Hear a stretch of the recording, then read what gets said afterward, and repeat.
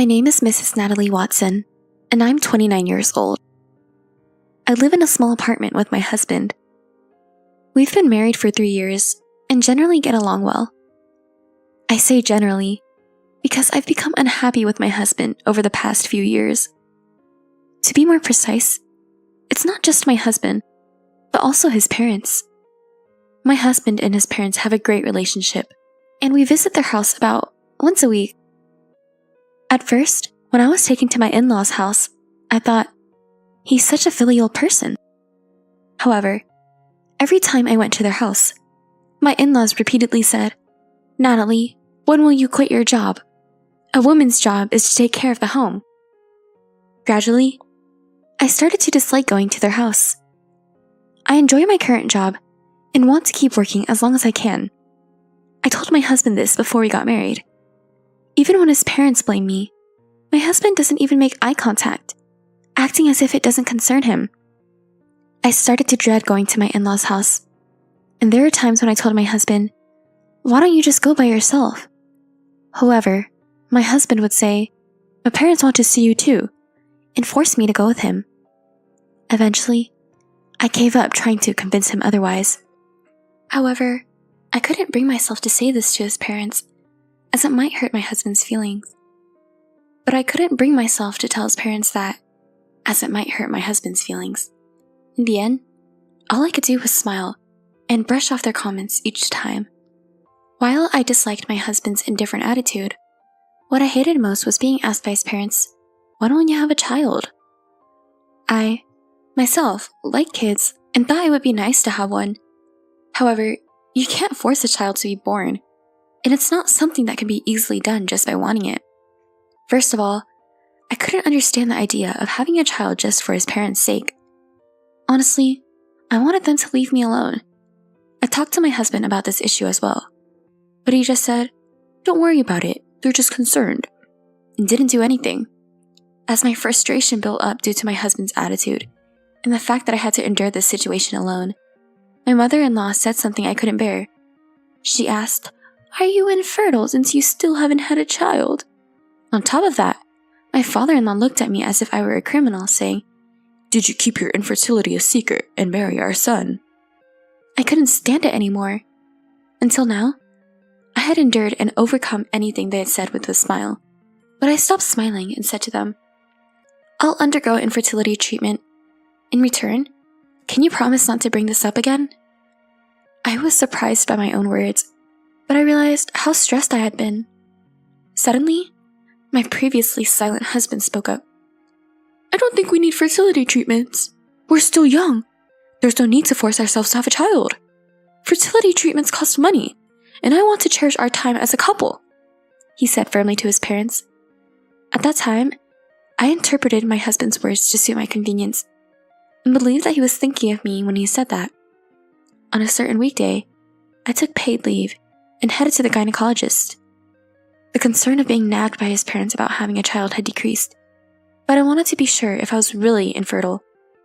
At first, I thought of asking my husband, but he became moody whenever I tried to talk about infertility treatments, so I decided to take the exam by myself.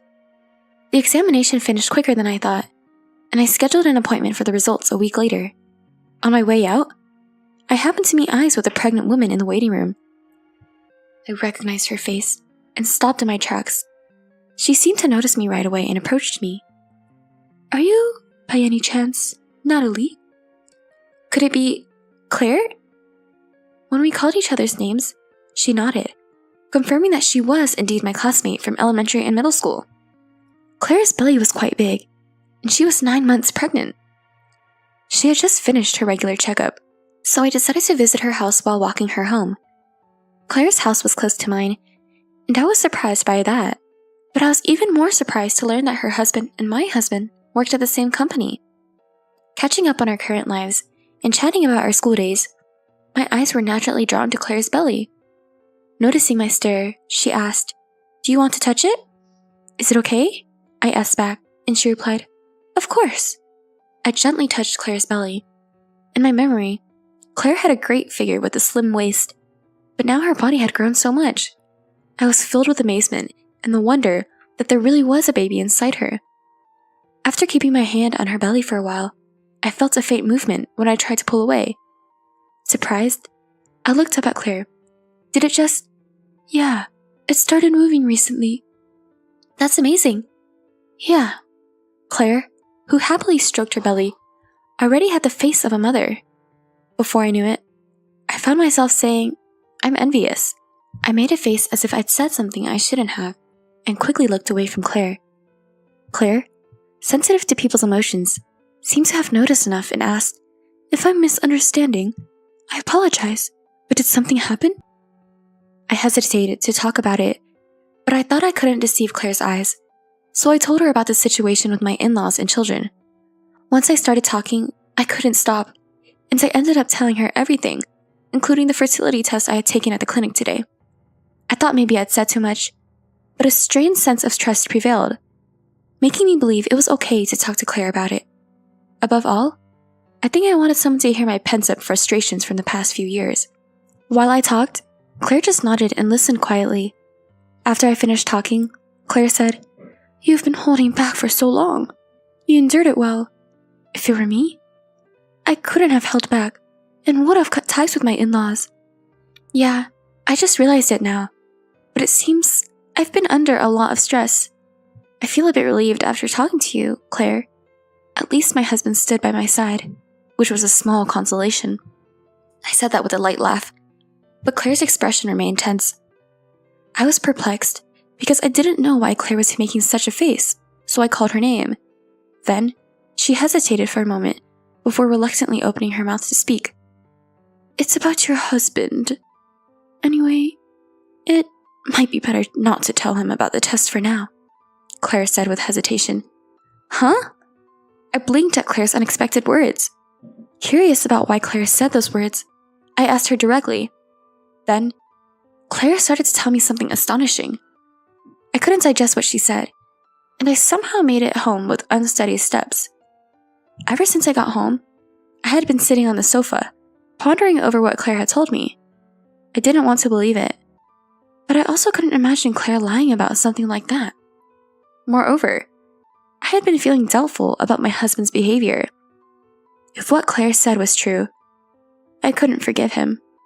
I made up my mind and decided to find out the truth. My husband and I were visiting my in-laws after a long time. As my husband and in-laws were eating tea and snacks, my mother-in-law suddenly asked, So, when will you quit your job, Natalie? Until now, I would have replied, I don't have plans to quit yet, but this time was different. I suppose I'll quit when we have a child, I replied. Hearing that, my mother-in-law blinked and said, Well, you finally decided to have a child. My father-in-law also excitedly said, Ooh, will I finally get to hold a grandchild? But my husband, after glancing at my face for a moment, made a don't say unnecessary things expression and said, Well, having a child is a blessing, so we don't know if it'll happen right away. As expected, my husband reacted the way I thought he would. I glanced at him and said, Actually, I went to the gynecologist the other day and showed him the results of my infertility test. It stated that there were no issues. I spoke to my husband before he could say anything. I'm starting to want a child, too. You'll cooperate for the sake of your parents, right? My husband looked back and forth between the test results and my face, then turned bright red and yelled, I'm not taking any infertility treatments. I won't get tested either. His parents were shocked by his sudden change, but I understood that what Claire had said was true and felt disappointed. Hey, do you know Mr. Howard? When I asked, my husband looked surprised, wondering how I knew. I decided to tell him without waiting for his response. His wife is my friend. Apparently, you've been saying things at work like, my wife is a defective product who can't have children due to infertility. She's abandoned being a woman and only focuses on work.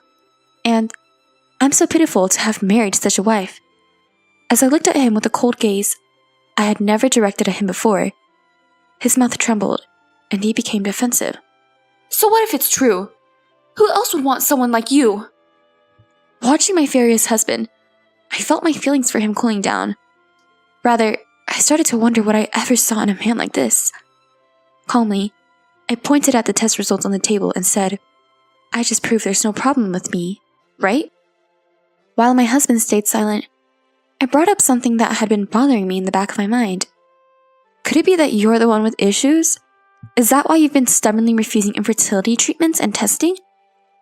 That's when my mother-in-law, who had been silent, chimed in. "There's no way that's true. There's no way there's a problem with my son. If there's a problem, it's with you." With her face turning red, she grabbed the test results on the table and said, "These must be fake," and tore them up.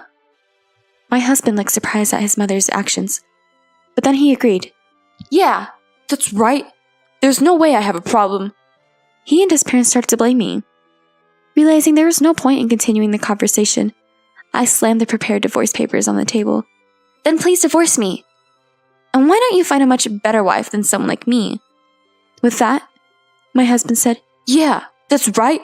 I'll find a much better wife than you," and angrily filled out the divorce papers. His parents didn't try to stop him.